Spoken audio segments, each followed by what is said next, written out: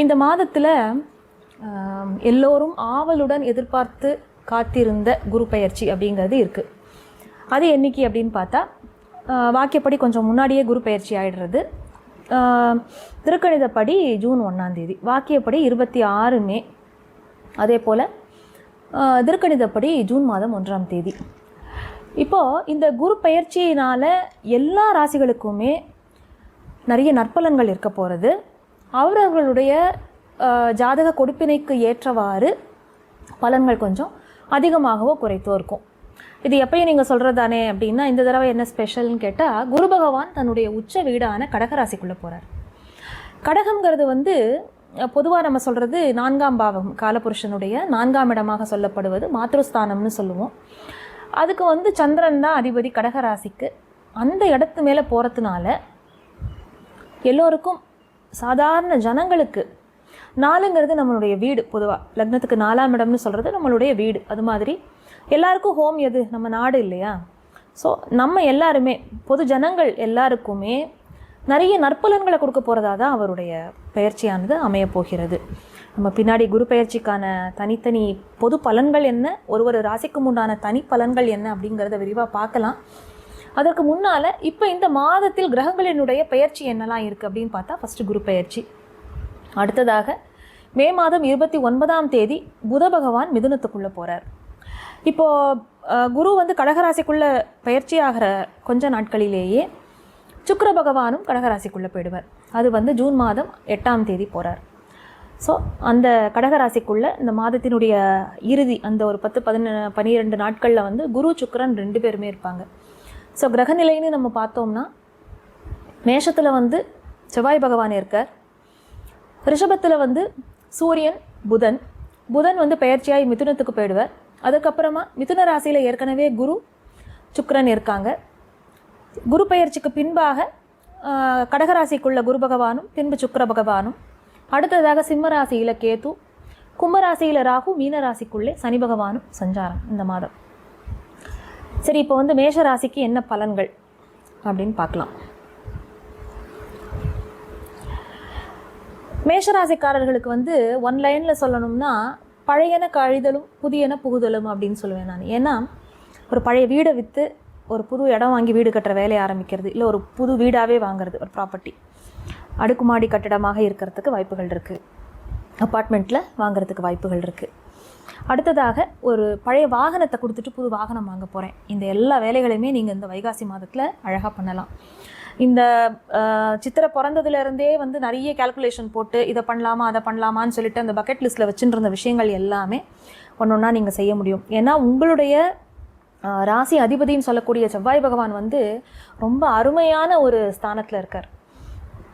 எப்பயுமே நம்மளுடைய ராசி அதிபதி, நான் எல்லா இதுலேயும் சொல்கிறது தான், நம்மளுடைய லக்னாதிபதி ராசி அதிபதி எவ்வளோ தூரம் ஸ்ட்ராங்காக இருக்காரோ அந்த அளவுக்கு நம்மளுடைய மனமும் உடலும் ரொம்ப நல்ல செயல்படக்கூடிய ஒரு ஸ்தித்தியில் இருக்கும். அப்போ ராசிநாதன் செவ்வாய் தன்னுடைய ஆட்சி வீட்டில் ரொம்ப அழகாக உட்காந்துருக்கார் சீட் போட்டு. அப்போ உங்கள் மனசில் துணிவு ரொம்ப ஜாஸ்தியாக இருக்கும். பொதுவாக மேஷராசிக்காரர்கள் ரொம்ப யோசிக்காமல் செஞ்சுடுவாங்க சில சமயம்னு சொல்லிட்டு எல்லாரும் சொல்கிறது உண்டு. ஆனால் நீங்கள் உங்களுடைய செயல்களில் ஒரு நிதானமான போக்கோட இந்த தடவை நீங்கள் இருப்பீங்க. ஏன்னா உங்களுடைய அந்த 4th ஹவுஸில் போய் குரு உட்கார்றாரு இல்லையா? இப்போ என்ன பண்ணுவார் அப்படின்னா, நம்மளுடைய அந்த ஒரு ஸ்டெபிலிட்டின்னு சொல்கிறது, அந்த ஸ்டெபிலிட்டியை அவர் நல்லா பார்த்துப்பார். ஸோ அப்போ நம்ம என்ன பண்ணுவோம், யூல் ஃபீல் மோர் கிரவுண்டட். உங்களுக்கே ஒரு பிடிமானம்ங்கிறது உங்களுக்கு இப்போ மனசில் ரொம்ப நல்லா இருக்கும். நீங்கள் எந்த காரியமாக இருந்தாலும் அதை முன்னெல்லாம் அடிக்கடி கோவம் வருது, சட்டுன்னு முடிவு பண்ணிட்டேன், யோசிக்காமல் பண்ணிட்டேன்னு சொல்லிட்டு எதெல்லாம் நீங்கள் ஃபீல் பண்ணீங்களோ அந்த மாதிரி இல்லாமல், அதே சிச்சுவேஷன் அதே பேட்டர்ன் இப்போ மறுபடி வந்தால் கூட நீங்கள் என்ன செய்வீங்க அப்படின்னா, அப்போ பண்ணின மிஸ்டேக் இப்போ நம்ம செய்யக்கூடாது அப்படின்னு சொல்லிட்டு கொஞ்சம் தெளிவாக யோசித்து முடிவெடுப்பீங்க.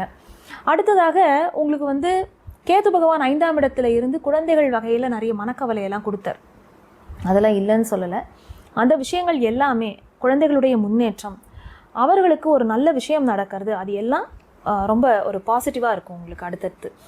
அடுத்ததாக ராகு பகவான் உங்களுடைய லாபஸ்தானத்தில் உட்கார்ந்துட்டுருக்கார் 11ஆம் இடத்துல. தொழில் ஸ்தான அதிபதினு சொல்லக்கூடிய சனி பகவான் 12ல் இருக்கார். அப்போது கடல் கடந்து வெளிநாடு, வெளி மாநிலம் அந்த மாதிரி இடங்கள்லாம் இருந்து யாரெல்லாம் வேலை செய்கிறீங்களோ அவங்களுக்கு ஒரு மனசுக்கு ஒரு நிம்மதியும், நம்மளுடைய உழைப்புக்கேற்ற ஒரு பலன் கிடைக்கிறது அப்படிங்கிற சந்தோஷமும், அதே நேரத்தில் வெளிநாட்டில் நான் வேலை செஞ்சாலும் இங்கே உள்ளூரில் நான் வந்து கொஞ்சம் சொத்து பத்து சேர்க்க முடியறது, என்னால் வீட்டுக்கு என்னால் ஒரு கான்ட்ரிபியூஷன் கொடுக்க முடியுது, இத்தனை நாள் என் செலவு மட்டுமே பார்த்துட்டு இருந்தேன் அப்படிங்கிற விஷயம்லாம் வந்து இனி கொஞ்சம் மாறும். இங்கே ஒரு எல்லாமே பாசிட்டிவாக தான் இருக்கான்னா ஒரு விஷயத்தை நம்ம என்ன கவனிக்கணும்னா, ராகு பகவான் லாபத்தில் அமர்ந்து கொண்டிருந்ததில் இத்தனை நாளாக குருவினுடைய பார்வை அவருக்கு கிடைச்சது.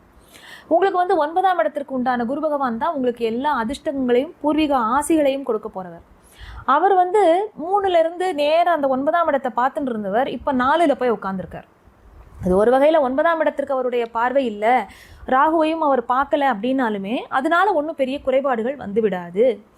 தகப்பனாருக்கு கூட இவ்வளோ நாள் சேர்ந்துருந்தவங்கலாம் கொஞ்சம் அப்பாவை விட்டு தள்ளி ஒரு இடத்துல போய் வேலை செய்கிற மாதிரியோ அந்த மாதிரியான ஒரு வாய்ப்புகள் வரும். குழந்தைகளாக இருந்தது அப்படின்னா உள்ளூரில் அட்மிஷன் போடாமல் நீங்கள் காலேஜ் அட்மிஷனோ எதுவோ வெளியூரில் போடுவீங்க, வெளி மாநிலத்தில் போய் குழந்தைக்கு படிக்கிறதுக்கு. இப்போ காலேஜ் முடித்த குழந்தைங்களுக்கெல்லாம் அடுத்து மேலே ஃபர்தர் ஸ்டடீஸ் போகிறதோ இல்லை வேலைக்கு போகிறதோ அதெல்லாம் வெளி மாநிலங்களில் கிடைக்கிறதுக்கு நிறைய வாய்ப்புகள் இருக்குது. அதனால் ஒரு மாற்றம் அப்படின்னு வரும்பொழுது அதை வந்து ஈஸியாக ரொம்ப மனசை ஒரு ஹாப்பினஸோடு எடுத்துக்கோங்க. ஏன்னா குரு பகவான் உங்களுக்கு நல்லது தான் தரப்போகிறார், அதில் எந்த விதமான சந்தேகமும் கிடையாது.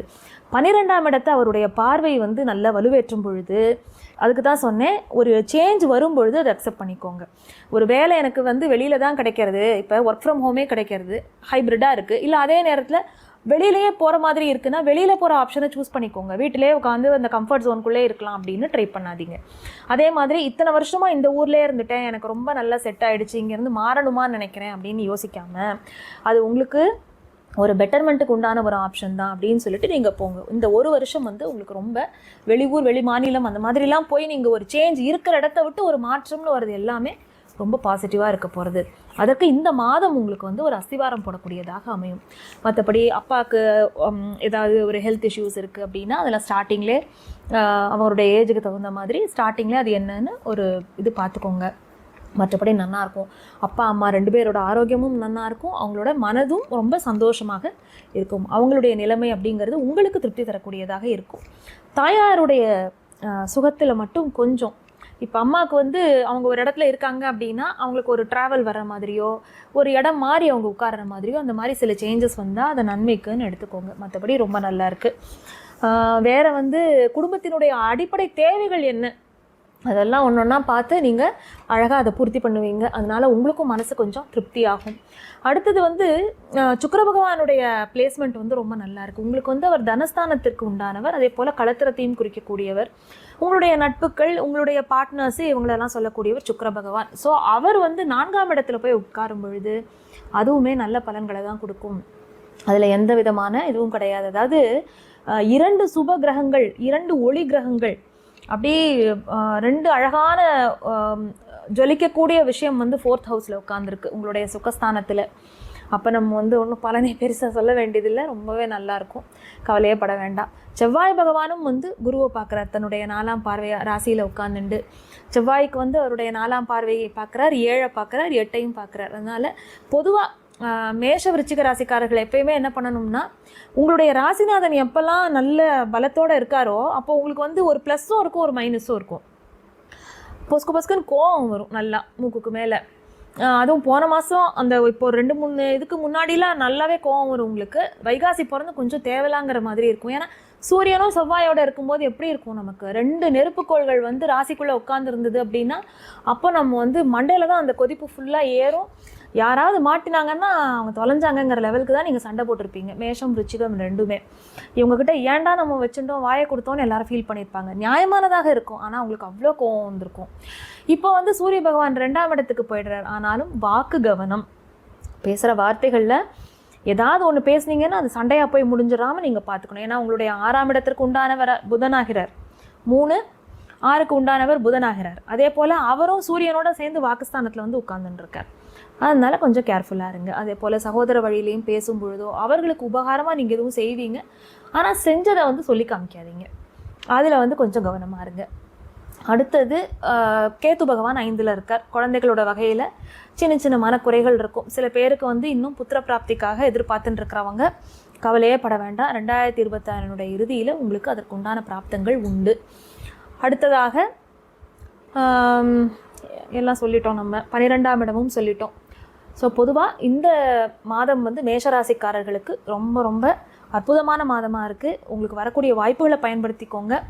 படிக்கிற குழந்தைகளாகட்டும், அதாவது இப்போ தான் அடிப்படை கல்வி அல்லது ஸ்கூல் எஜுகேஷன் முடிச்சுட்டு காலேஜ் எஜுகேஷன் பண்ணிட்டு இருக்கிறவங்களாகட்டும், எல்லாருக்குமே ரொம்ப நல்லா இருக்குது.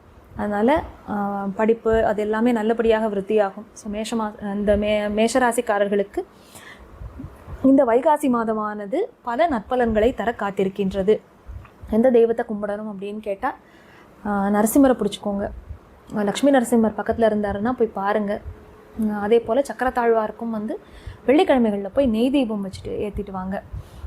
லக்ஷ்மி நரசிம்மருக்கும் சக்கரத்தாழ்வாருக்கும் அதுவே உங்களை எல்லா விதமான இடைஞ்சல்களிலிருந்தும் காப்பாற்றும்.